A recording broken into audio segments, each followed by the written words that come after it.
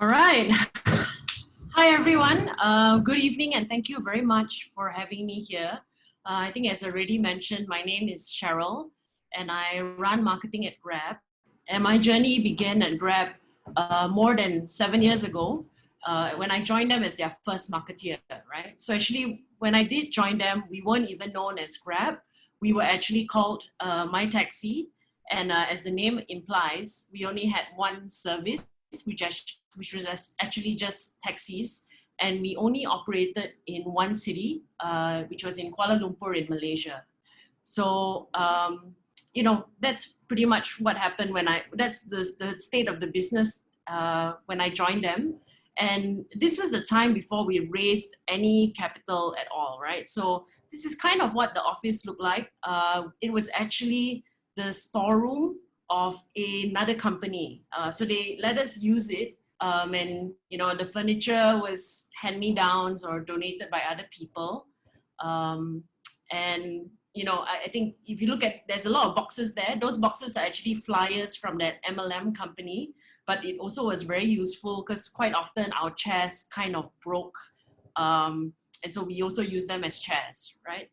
And sometimes maybe it's a bit hard to imagine that just 7 years later, when you fast forward today, Grab is, today we're in 8 countries across Southeast Asia. We're in 339 cities, millions of app downloads, and more than 9 million people depend on us as a way of getting extra income.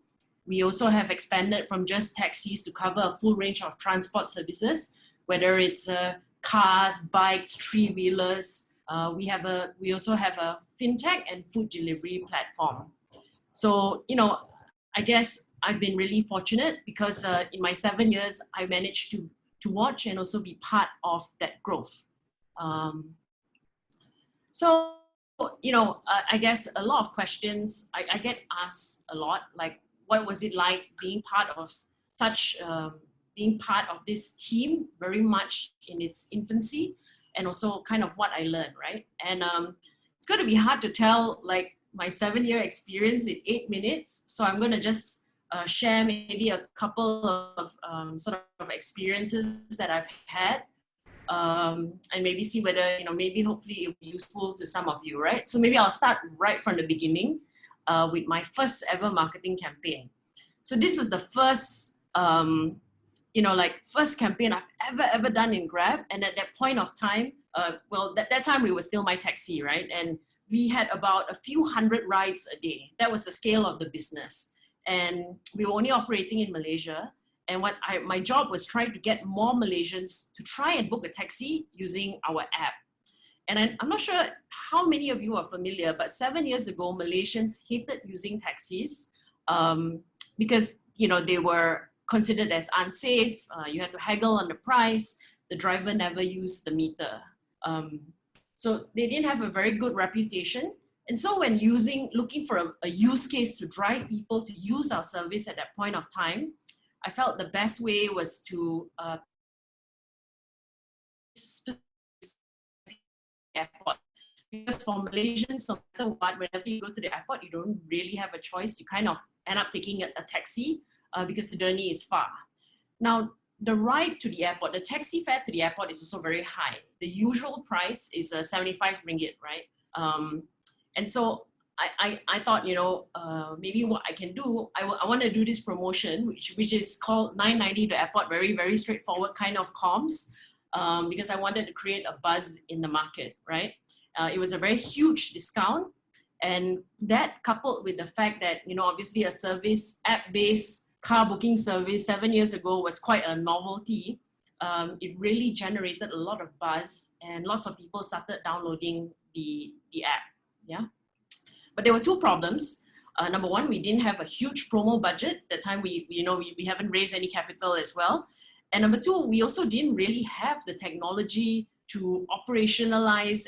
Like, we don't have promo codes. Like the way if you use any ride-hailing app out there today, there's a very sophisticated and easy way to kind of just key in a promo. But back then we didn't.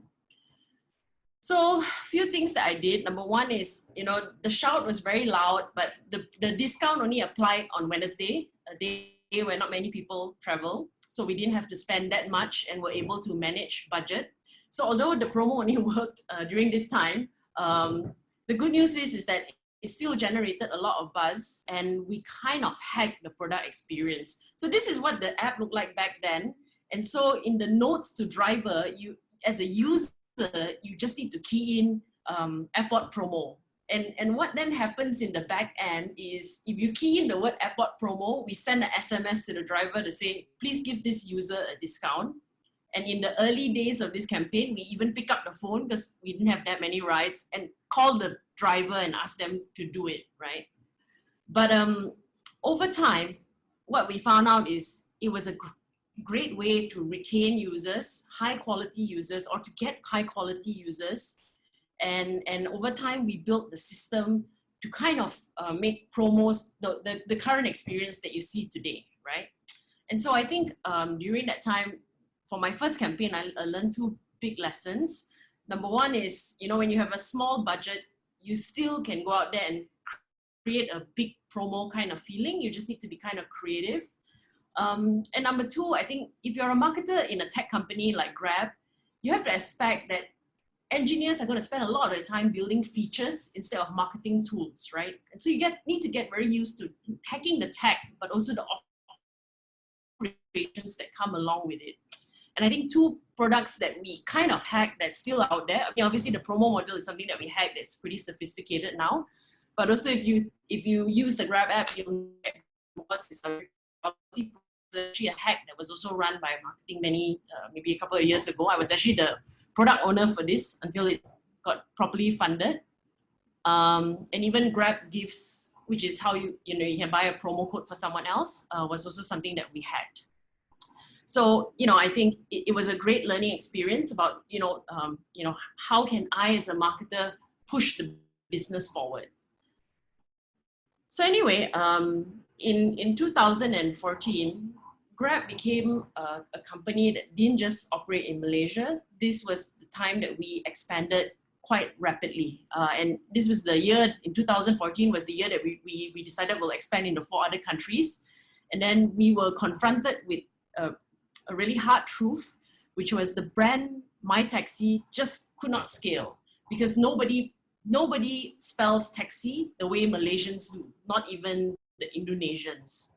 And actually, if you look at it, and so, we decided, okay, let's quickly come up with a brand name. And that's how we ended up with something called Grab Taxi. But the challenge was at that point of time, the brand equity in Malaysia was so strong. And we also didn't have the budget to, change all our advertising, change all our taxi reps to Grab, right? So in the end, we thought about it. We asked many marketing gurus. And in the end, we ended up with having 2 brands, My Taxi in Malaysia, Grab Taxi everywhere else for 2 years. And this was something that was heavily disputed by many marketeers, right? They said it's not a good choice, blah, blah, blah, and all of that. But in the end, I think we decided that Southeast Asia is like many different countries. It's not like homogeneous block of people. And so I think more important than anything else, we need to be locally relevant. And so that's why we went ahead with 2 brand names because we just couldn't afford at that point of time to have one. And I think that approach of being hyper-local lasted in many other things that we do. So for example, in the way that we do campaigns, if you travel a lot, you'll realize that every single country has a slightly different twist, has a slightly different flavor to the way that we do campaigns. And in fact, the way that we run our business is also hyper-local. You'll see that different countries have different kinds of service, and they're not all the same. And I reflect back on this time, what did I really learn? Is it that hyper-local really matters or, and I think the most important thing as a marketer at that point of time is the first principle that I need to prioritize is the business must always survive and thrive, even if it's a very hard decision, because fundamentally that is my job. So it's not about brand principles, it's not about marketing principles. I think the first principle whenever confronted with difficult decision is the business first must survive and the business must thrive. So that's something that I learned during this time. Today, this is, if you Google Grab's office, you'll see that it's nothing like actually today we kind of sometimes are considered as an employer of choice. More and more people find it an attractive place to work, a nice thing they want to kind of have on their CV. When I joined, I had a team of one, i.e. me. Today, I lead a team of 500 marketeers across all countries and all business verticals at Grab. And the reality is, I am where I am in a very big part because I joined Grab in the early days, and I was able to grow as a professional as well as a person together with the company. I think today, if I walked in like fresh into Grab, I mean, I don't know where I'll be, but definitely not where I am today, right? And so, I think it's easy to forget that when I joined Grab, when that decision was made, no one knew who we really were, I wouldn't get to speak at an event like this. I had to speak with university students because they're the only people that would listen. We couldn't afford to hire promoter girls, and so I was quite often the promoter girl. And at a point in my career, actually, I was already a general manager. I had my own secretary, I had my own car, I led the team and a P&L, and people kind of made fun of me when they saw me like a promoter girl, because they're like, why did I take such a big downgrade in life? And I even starred in my own sort of like ads. You work in a startup when you write your own copy, you star in your own ad, you do your own makeup. So it was really, really hard work, right? But I can safely say that where I am as a person today and as a professional is largely because I took that risk, and I think, I guess the last lesson I want to share is, I think it is quite important sometimes to embrace the uncomfortable. And that this decision was a very uncomfortable one for me, but there was a small part of, or actually a very big part of me that said, this could be something that really works. And I want to do something really meaningful in my life. And so, I took that leap. But this embracing the uncomfortable isn't just about the decision to join Grab. It is also many other things in the way that we operate as a business, right? I think when we were a small company, consumers' expectations were very different from where they are today for Grab. And I think we've had to be very, very conscious of that and get really comfortable with the fact that things are always just changing. I always tell Anthony, who's the CEO and founder of Grab, that I always feel that every 3 months I'm interviewing for my job again, because the company just changes so much. I don't even know whether I'm the right person. And so I think Grab has really taught me about, this is not just a great philosophy for work, but also life.